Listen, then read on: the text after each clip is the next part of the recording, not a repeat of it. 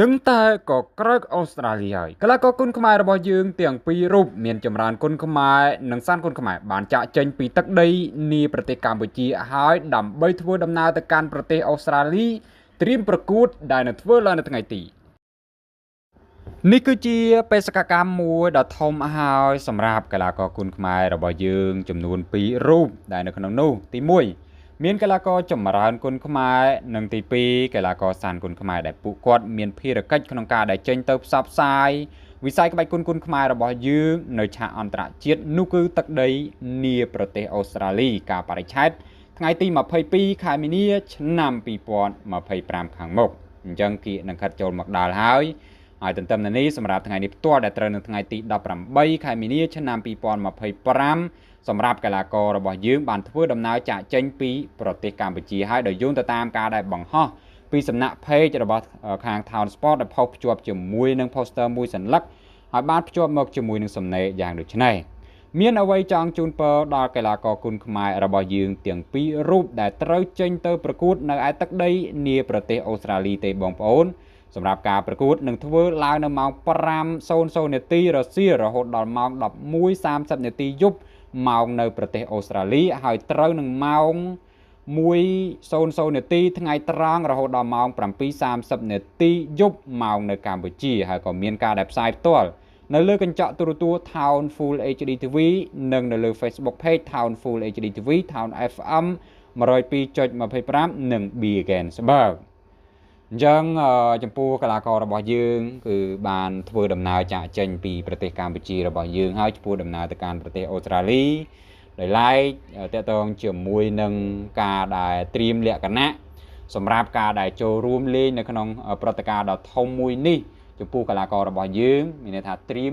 100% ហើយបងប្អូនហើយក្រោមការដឹកនាំពីសំណាក់លោក Tommy Kim ហើយក៏មានការដែលចូលរួមអមដំណើរពីសំណាក់លោកគ្រូខឹមសុជាតិព្រមទាំង admin របស់យើងមួយចំនួនផងដែរអញ្ចឹងបើតាមការដែលបញ្ជាក់ពីសំណាក់លោក Tommy Kim ផ្ទាល់នឹងចំពោះព្រឹត្តិការណ៍មួយនេះជាព្រឹត្តិការណ៍ដ៏ធំបំផុតមួយប្រចាំប្រទេសអូស្ត្រាលីហើយយើងសង្ឃឹមថាកីឡាករគុណខ្មែររបស់យើងទាំងពីររូបពួកគាត់នឹងខិតខំប្រឹងប្រែងឲ្យអស់ពីសមត្ថភាពនៅអ្វីដែលខ្លួនមានដើម្បីឲ្យខាងអូស្ត្រាលីនេះគឺបានស្គាល់អំពីក្បាច់គុណខ្មែររបស់យើងកាន់តែច្បាស់ទៀតហើយបើយើងនិយាយអំពីភាពល្បីល្បាញគុណខ្មែររបស់យើងគឺមានភាពសោះសាយខ្លាំងណាស់ដែរទៅកាន់ឆាកអន្តរជាតិគ្រាន់តែថាយើងនៅតែបន្តក្នុងការដែលផ្សព្វផ្សាយសម្រាប់នៅអ្វីដែលយើងអាចធ្វើទៅបានបងប្អូនជាពិសេសយើងដឹងហើយទោះបីជាក្នុងលក្ខខណ្ឌមួយ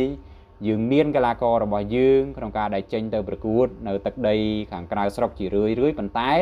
គឺនៅមានកម្រិតមិនទាន់ជាទូលំទូលាយប៉ុន្មាននោះទេហើយសម្រាប់ការប្រកួតទៀតសោតចំពោះសានគុណខ្មែរគាត់ប្រកួតក្នុងប្រភេទទម្ងន់61គីឡូក្រាមហើយប៉ះជាមួយនឹងកីឡាករថៃដែលមានឈ្មោះថាថាស៊ីនលេកហើយចំពោះចម្រើនគុណខ្មែរវិញគាត់ប៉ះជាមួយនឹងកីឡាករម្ចាស់ផ្ទះអូស្ត្រាលីដែលមានឈ្មោះថា James Ghostic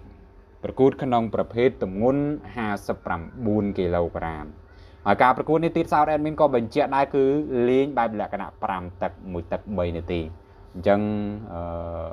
លេងមួយជួរខ្លួនតែម្ដងចាញ់ក៏អស់ចិត្តឈ្នះក៏អស់ចិត្តដែរមានន័យថាវាយអស់សមត្ថភាពវាមិនលឿនពេកទេបងប្អូនមិនដូចយើងវាយ3ទឹកអាចនិយាយបានថាឆាប់ចាប់អីទៅ5ទឹកនេះកីឡាករគាត់មានអ្វីបើថាស៊ូវិញបើមានប៉ុន្មានមានន័យថាត្រូវអស់ហើយមិនដូចយើងវាយ3ទឹកនោះទេហើយយើងសង្ឃឹមថាកីឡាកររបស់យើងនឹងទទួលបាននៅជ័យជំនះសម្រាប់ការប្រកួតដែលនឹងធ្វើឡើងនៅថ្ងៃទី22ខែមីនាឆ្នាំ2025ខាងមុខហើយបងប្អូនកុំភ្លេចរងចាំទស្សនាកម្មវិធីនៃការប្រកួតទាំងអស់គ្នាសម្រាប់ការដែល live នៅលើបណ្ដាញគណនីសង្គមមាន page ពីខាង Town Full HD TV ក៏ដូចជា page ខាង Biggensburg ហើយមាន page admin ជាច្រើនដែលនឹងធ្វើការដែល share ចែករំលែកបន្តផងដែរអញ្ចឹងសម្រាប់ admin ក៏មិនមានអ្វីច្រើននោះដែរហើយបងប្អូនអាចចូលរួម comment បញ្ចេញជាមតិយោបល់ក៏ដូចជាពាក្យលើកទឹកចិត្តនិងជូនពរដល់កីឡាករគុណខ្មែររបស់យើងទាំងពីររូបម្នាក់មួយផងជាចុងក្រោយសូមជម្រាបលា